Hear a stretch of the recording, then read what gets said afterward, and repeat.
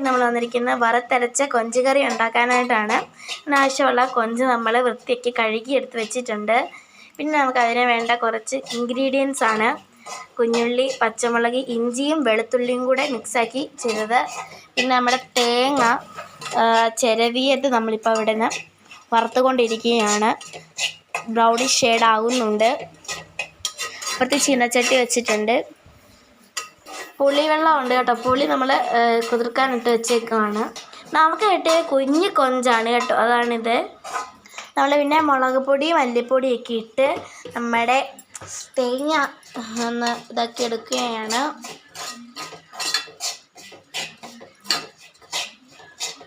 നമ്മുടെ ചീനച്ചട്ടി അടുപ്പത്ത് വെച്ച് ചൂടായി നമുക്കിനി ആവശ്യത്തിനുള്ള എണ്ണ ഒഴിച്ച് കൊടുക്കാം.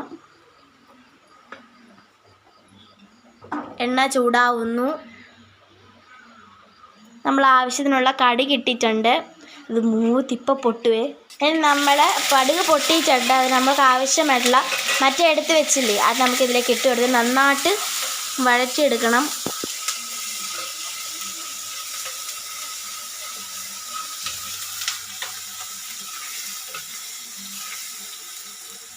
നന്നായിട്ട് മൂത്ത് വന്നിട്ടുണ്ട്.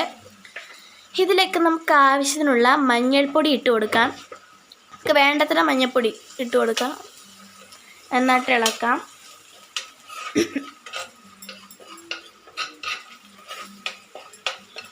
നമ്മൾ മുമ്പേ വറുത്ത് വെച്ച തേങ്ങ വെള്ളം ഒഴിച്ചൊന്ന് അരപ്പാക്കി എടുത്തിട്ടുണ്ട്. നമ്മൾ ഈ വഴറ്റി വെച്ചിരിക്കുന്നതിനകത്ത് ഇട്ട് കൊടുക്കാം. നന്നായിട്ട് ഇളക്കി കൊടുക്കാം. നമ്മൾ മൊത്തവും ഇട്ട് കൊടുക്കുകയാണ്. നമ്മൾ എടുത്തു വെച്ച പുളി വിട്ട് കേട്ടോ. എല്ലാം കൂടെ നന്നായിട്ട് ഇളക്കിയെടുത്ത്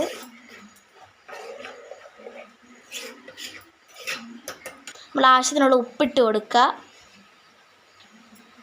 നമുക്ക് എത്ര ഉപ്പ് വേണം അത്രത്തോളം ഇട്ട് കൊടുക്കുക. നന്നായിട്ട് ആ ഉപ്പ് അതിലെല്ലാം പിടിക്കണം. നന്നായിട്ടൊന്ന് ഇളക്കി കൊടുക്കാം.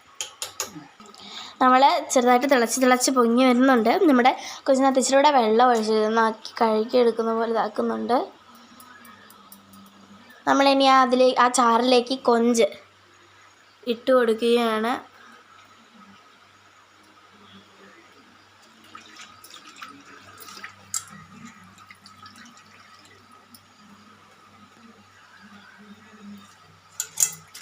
മൊത്തം കൊഞ്ചും അമ്മ ഓരോന്നായിട്ട് എല്ലാം കൂടെ പിറക്കി ഇടുന്നുണ്ട്.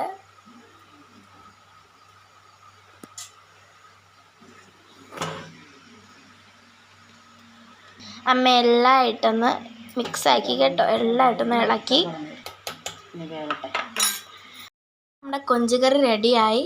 അപ്പോൾ എല്ലാവരും വീട്ടിൽ ചെന്ന് ട്രൈ ചെയ്ത് നോക്കുക. എല്ലാവരും ലൈക്ക് ചെയ്യുക, ഷെയർ ചെയ്യുക, കമൻറ്റ് ചെയ്യുക. ടാറ്റാ.